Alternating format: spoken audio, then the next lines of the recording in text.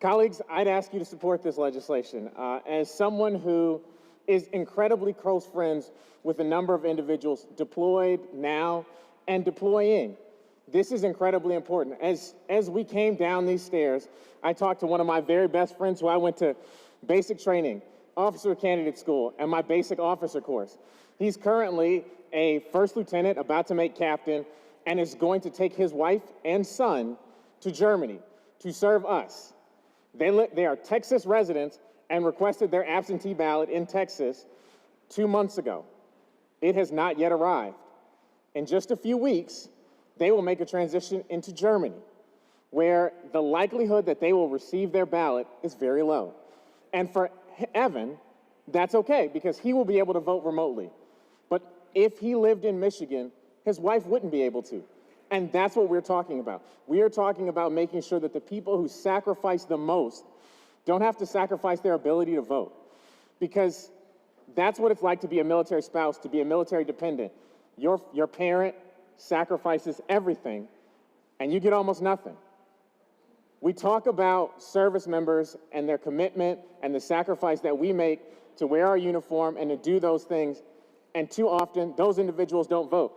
And so as we talk about how that's changed, in 2008, less than a quarter of military members were voting. So I'll say that again, less than a quarter of military service members vote. And that's because 35 or 75% of them vote absentee, often having incredibly difficult times receiving their ballots, being able to vote because of change of duty stations, because of movements. This is a very complicated issue. I mean, at basic training, I was helping a number of my platoon mates register to vote. Right now, we have an opportunity not just to protect the men and women who wear our uniform and put their flag on our shoulder, but the families who sacrifice everything for them. Because those are the people that are too often asked to make all the sacrifices. We don't make accommodation for licenses. We don't make accommodation for education training. Kids just pick up and move. Military brats just pick up and move. So even as we add in military spouses, we haven't done anything for the 19 or 20-year-old son, daughter, niece, nephew who live with their parents. We haven't gone nearly far enough. And when we talk about the importance of a common access card, it is not a standard across this country. It is something that was proposed in this legislation, but it's not something that many states do. It's actually a rarity among states for them to require it. And as we talk about best practices among states, using a common access card is not one of those things. As we think about this moment, think about your constituents who have served, think about the family members who are sending those people off, and think about how you want them to be included in this process.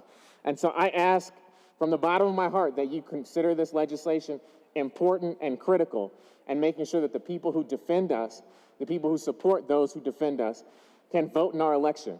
And as we talk about particularly a global pandemic going on, expecting the mail to be on time, to travel and arrive to a foreign country, to get back, and for information to do so safely and securely is a risk not worth taking.